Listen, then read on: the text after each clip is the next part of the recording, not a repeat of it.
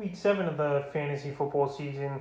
And here's a few tight ends I have as sleepers this week. The first guy is Gerald Everett of the Seattle Seahawks. I got a lot of Seahawks as sleepers this week here, even though I know they've been struggling this season and Russell Wilson ain't the quarterback right now because out with the injury and Gino Smith is starting. I still think Gerald Everett could be a good security blanket in this ball game here for week 7 for Gino Smith and the Seattle Seahawks team versus the New Orleans Saints. And Everett, we've seen over the years him show some flashes, him show yards after catch, and him make plays when he was on the Los Angeles Rams. So in this game versus the Saints, I think they're going to throw a decent amount of times here is the Seattle team. And it wouldn't surprise me to see Everett reach double-digit fantasy points in PPR leagues. And last week he came off the injured list and he had 2 catches for 40 yards. And this week versus New Orleans, I think he could get 3 or 4 catches for 50 or 60 yards in this ball game. And right here, he's available in 70% of fantasy leagues, and I think he could be a good sleeper option.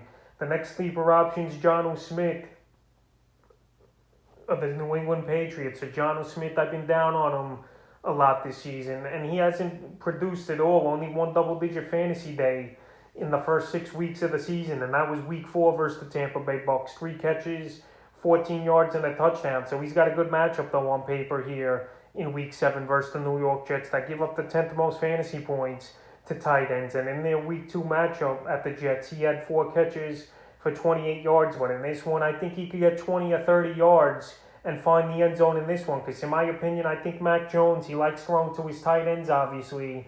Hunter Henry and Gino Smith more in the red zone than his wide receivers. And right here, this Jet defense don't stop tight ends really at all. And I think Mac Jones in this game is going to target these guys more and get them going. And the third and final tight end I have as a sleeper this week's AlieCox of the Indianapolis Colts. So AlieCox, he's been pretty serviceable the last few weeks here for fantasy owners, especially in deeper leagues with guys with injuries and buys. So the last 3 weeks here for AlieCox. Week 4 at Miami, 3 catches, 42 yards, and 2 receiving touchdowns.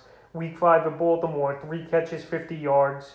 And then week 6 versus the Houston Texans, he did only have 1 catch for 28 yards, and he found the end zone. So he's a big target for Carson Wentz and the Colts here. And there's far worse options I've seen in starting lineups and stuff for fantasy owners. And right now, AlieCox, he's still available in a whopping 87% of fantasy leagues. And this week at San Francisco, it wouldn't surprise me to see him find the end zone again in this one. So that's a few tight ends I have as sleepers for week 7 of the fantasy football season.